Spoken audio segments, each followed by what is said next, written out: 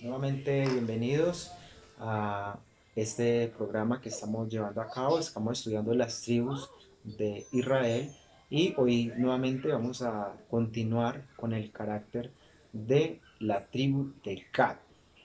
Y espero que sea de bendición para ti y para tu familia.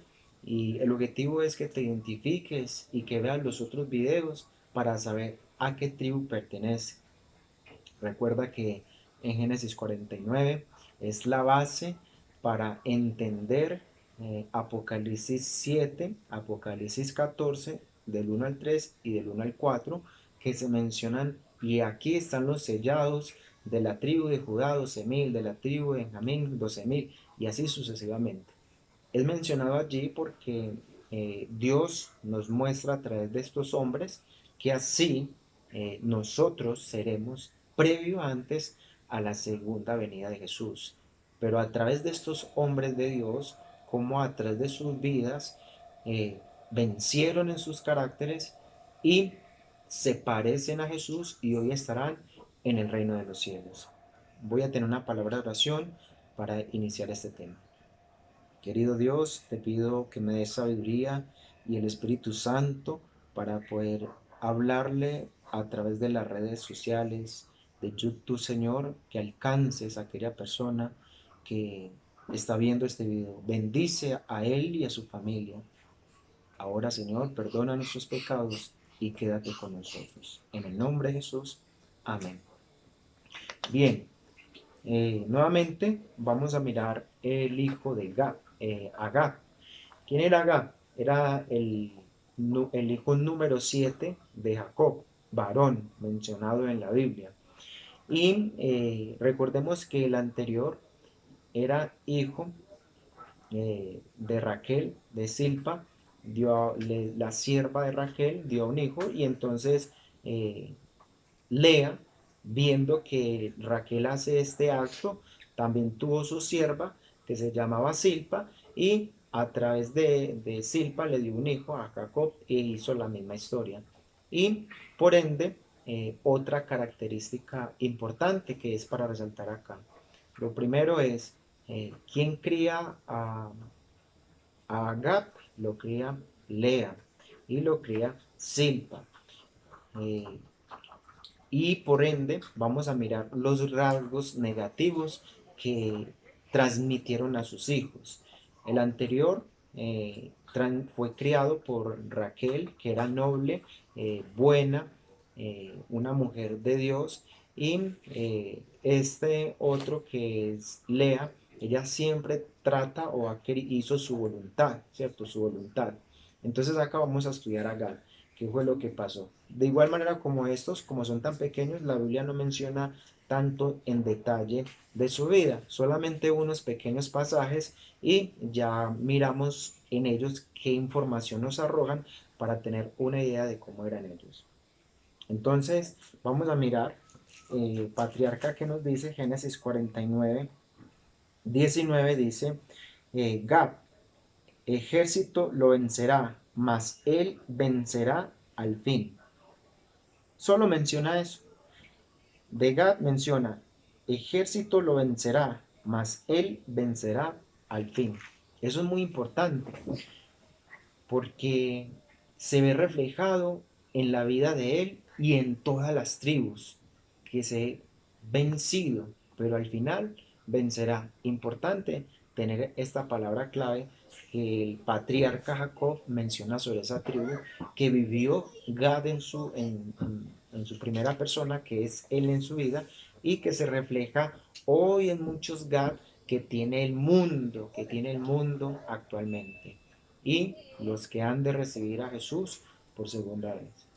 Entonces, eh, las características que se mencionan, Gad puede ser tomado como un tipo de apóstata, quien es vencido por un ejército de tentaciones, pero se despierta a su peligro y en la fuerza que le es otorgada por Dios, vence al fin y entra por las puertas perlinas de la nueva Jerusalén, regocijándose con el Señor.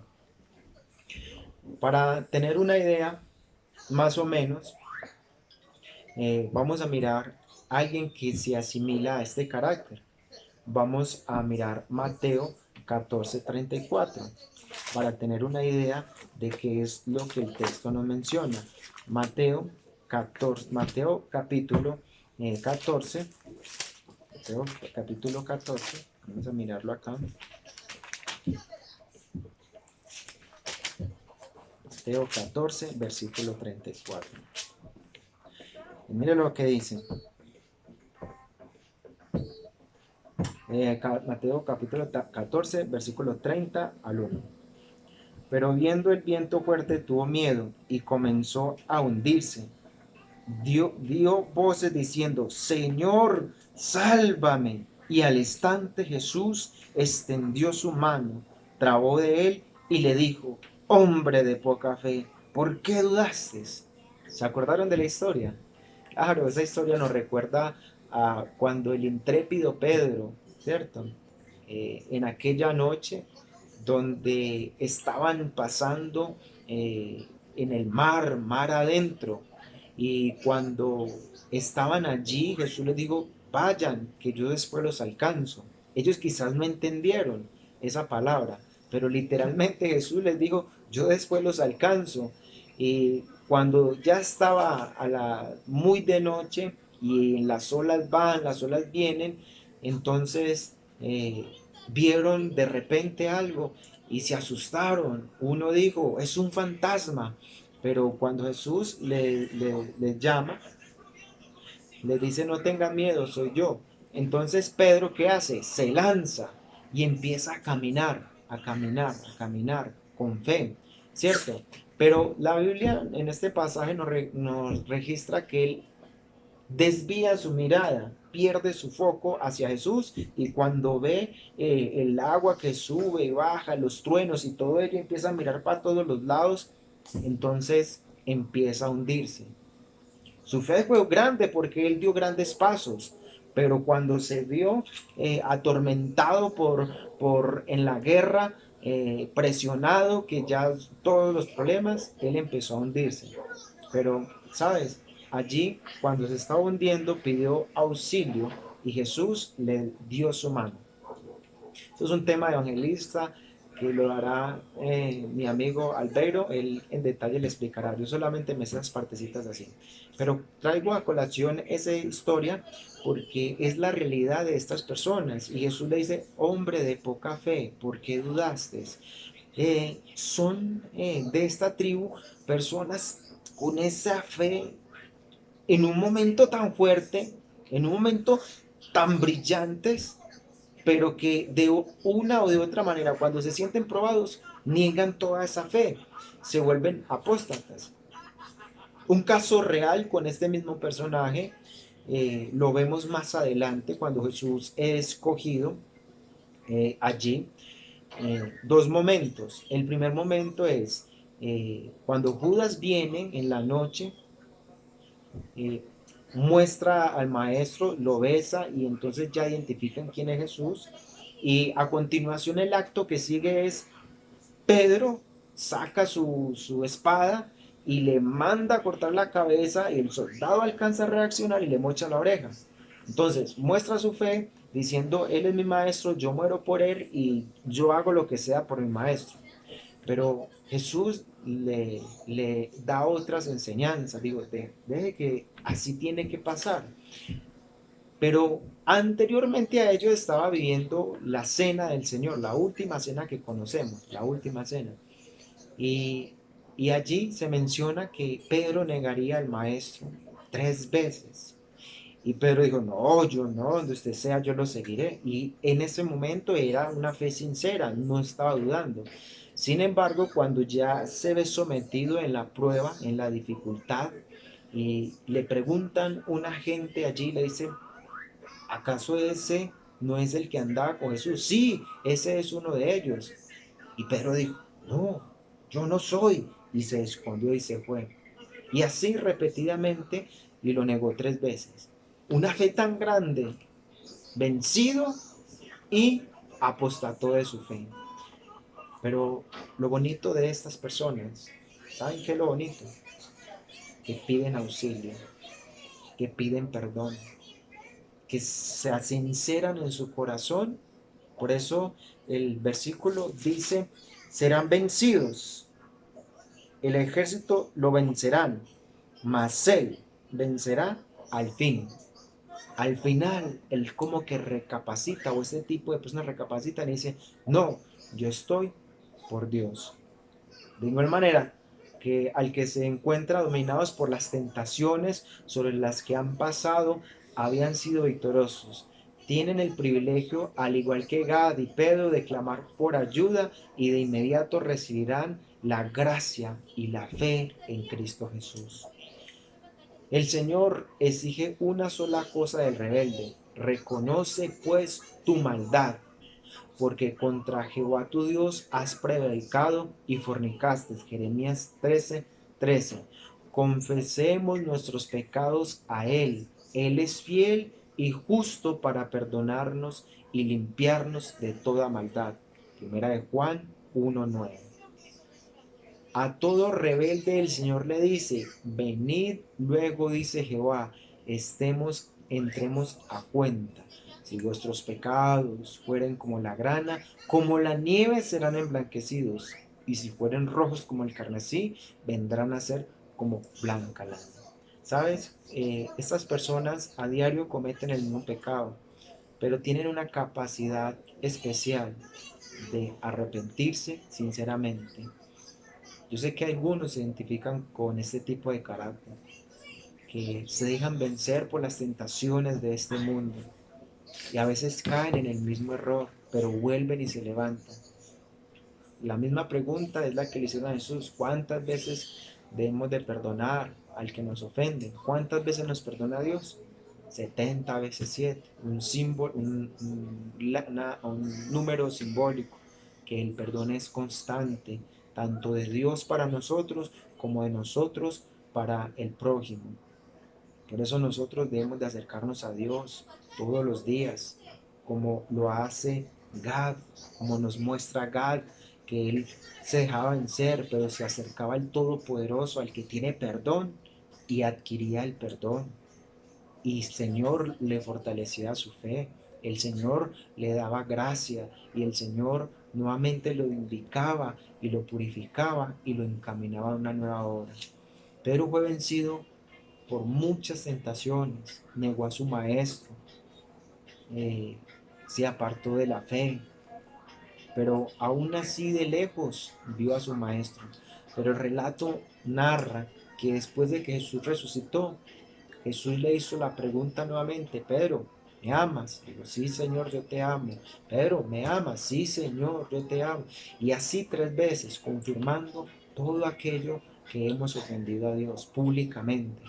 Entonces, de allí en adelante, si usted ve, por ejemplo, en Hechos, en el libro de Hechos, cuando ellos reciben el Espíritu Santo, Pedro empieza a predicar. Pedro empieza a predicar y cuando empezó a predicar en Hechos 2:37, eh, Pedro hizo el llamado. Entonces Pedro 38 dice, entonces Pedro le dijo, arrepentidos y bauticen cada uno de vosotros en el nombre de Jesucristo para perdón de los pecados y recibiréis el don del Espíritu Santo, porque para vosotros es la promesa y para vuestros hijos y para todos los que están lejos, para cuanto el Señor nuestro Dios nos llame. Y con otras muchas palabras testificaba y exhortaba diciendo, sed salvos esta perversa generación. Así que con gozo recibieron su palabra y fueron bautizados. En aquel día fueron bautizados 3.000 almas fueron bautizadas. Quiere decir que Pedro fue vencido por el pecado.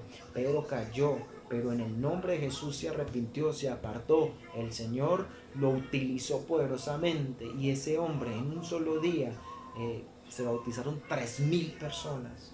Amigo, hay esperanza para el pecador. Si usted es un pecador como yo también soy un pecador, el Señor puede utilizarlo con su Santo Espíritu para que traiga muchas almas a los pies de Jesús. Que usted no conoce la iglesia, el Señor puede traerlo acá, transformar su carácter y llevarlo y capacitarlo de tal manera que usted sea una persona elocuente, sabia y lleno del Espíritu Santo para la obra del Señor. Ese es el llamado que Dios nos hace a nosotros, que me hace a mí a través de este carácter. ¿En qué se parece este carácter a Jesús? Pues maravillosamente es cuando la fortaleza de vencer. ¿Sabes? Que Jesús en el Getsemaní, hay un libro que me gustaría que leyeras, que se llama El deseado de toda la gente. Y en el deseado de toda la gente me gustaría que te leyeras el capítulo El Getsemaní. Así se llama el capítulo. Y léeselo todo. Y allí te vas a dar cuenta de esto que se estaba en un carácter parecido a este, que era vencido por las guerras. Jesús vivió un pequeño momento, pero no prevaleció, sino que venció con el poder de Dios. El libro, el capítulo de Getsemaní nos menciona esa lucha, esa agonía que tuvo nuestro Señor Jesucristo para salvar al hombre. Tanto que en sus oraciones y en esa agonía que tenía, le sudaban gotas de sangre. Y para que una persona sude gotas de sangre, su angustia es infinita, su angustia es grande. Entonces se menciona allí en este capítulo, y la Biblia lo describe, pero muy poco, pues no se habla en detalle. En este capítulo nos habla en detalle, nos dice la agonía de Jesús, la expresión por fuera de Jesús hablando contra su Padre fue: Padre mío, si es posible, pase esta copa delante de mí, que no quiero beber de ella, porque era tal el pecado de nosotros, de toda la humanidad, que quería renunciar. Y hay una palabra tan bonita, o un pensamiento que se venía allí, un relato que dice que el ángel Gabriel y una fuerte hueste de ángeles acamparon alrededor de Jesús, y Gabriel personalmente le dijo: Hijo de Dios, Hijo del Altísimo, porque le dolía ver al hijo del rey sufriendo de esa manera y por lo que venía de ahí en adelante. Y le dijo: tú eres un santo, tú no tienes por qué morir por los pecadores, tú eres el santo de Jehová, puedes eh, desistir del plan de salvar al hombre. Pero ¿sabe qué le dijo? Pero si desistes, ninguno de ellos se salvará. Entonces Jesús se venció esa batalla contra Satanás y contra el príncipe de este mundo, y aceptó morir por nosotros, y vivió venció en su poder, con su sangre, venció en la cruz, venció la muerte. Dice el himno: qué poder, gloria a Dios. Entonces Jesús vivió esa guerra y tuvo ese deseo de desistir, pero su santidad, su carácter fue tan perfecto que desistió de ella y continuó en el propósito de salvar al hombre. Por eso ese rasgo de carácter es llevado a este tipo de personas, que Dios las utiliza poderosamente con su espíritu para que sean hombres, instrumentos en las manos del Señor. Eh, Moisés, en el capítulo 33, Deuteronomio, versículo 20, dice: eh, bendito el que hizo ensanchar a Gad, como león reposó y arrebató el brazo testa. Escoge lo mejor de la tierra para sí, porque allí le fue reservada la porción del legislador. Y vino en la delegada del pueblo. Con Israel ejecutó los mandatos y los justos decretos de Jehová. En la boca de Jesús, el Señor decretó sus dichos, sus palabras. Voy a leerles esta partecita que dice: quien que alguna vez haya probado la paz y gozo de los pecados perdonados, puede rechazar tales ofertas de perdón y amor. Sobre una de las puertas de la ciudad de Dios estará escrita el nombre de Gad, aquel que fue vencido por el ejército de las tentaciones, por el príncipe de este mundo de las tinieblas, pero al final llegó a ser un vencedor en el nombre y por la sangre de Cristo Jesús. 12,000 de los 144,000 marcharán también bajo el nombre de Gad. Apocalipsis 4:5. 12,000 de quienes se levantaron de rebeliones, derrotados, reconocieron sus transgresiones, reclamaron la promesa de Dios del perdón y de la salvación, lavaron sus vestiduras en la sangre del Cordero y entraron victoriosos en la santa ciudad de Dios. Qué bonito saber esta palabra, este mensaje. Saber que aunque ya eres cristiano y en tu vida cristiana te has equivocado, o aún no lo eres y te has equivocado, has ofendido a Dios, el Señor acá nos promete que debemos de reclamar las promesas del Salvador, el perdón. En Él tenemos perdón y tenemos vida, que debemos lavar este cuerpo de pecado y purificarlo en la sangre del Cordero. Y esta actitud muchos la están tomando. Y usted y yo debemos de tomar ejemplo como estas personas, como estas tribus, a reconocer que somos pecadores y que necesitamos la gracia infinita de Cristo Jesús. Resultado, bástate difícil que alcance el corazón humano, restablezca aunque ha traicionado su confianza y ha despreciado el amor y la amistad. Pero el Dios infinito, nos sanará nuestras rebeliones y nos ama libremente, sino que también Dios dice, yo soy el que borro tus rebeliones por amor de mí mismo y no me acordaré más de tus pecados. Isaías 43, 23. Hay un texto muy bonito que está en Jeremías 33:3 y mire cómo dice, clama a mí y yo te responderé, así ha dicho Jehová.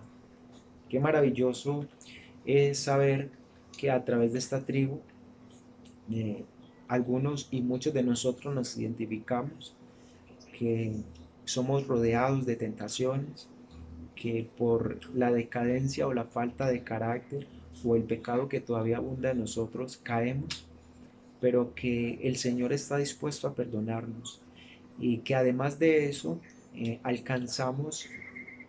buscamos a Jehová, buscamos de rostro, nos arrepentimos y en su misericordia infinita, porque no hay nada más, solo su misericordia, Él abre esa puerta y nos trata como si nunca hubiésemos pecado. Pero si nos arrepentimos, abandonamos el pecado y nos santificamos en su sangre. Que ese sea tu deseo, al igual que el mío.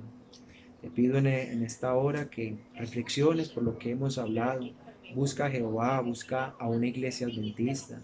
Si ya eres adventista, busca a Dios, busca su rostro, vive en toda santidad, limpia tu vida, amigo, porque Jehová Dios está a las puertas y vendrá por un pueblo santo y puro. Y solamente aquellos que se hayan arrepentido de todo corazón son los que alcanzarán la victoria, el perdón de Jesús. Hoy es mi deseo y anhelo que puedas tener la paz del Señor, que la paz de Dios sea contigo y con tu familia. Jehová Dios te bendiga. Una feliz noche.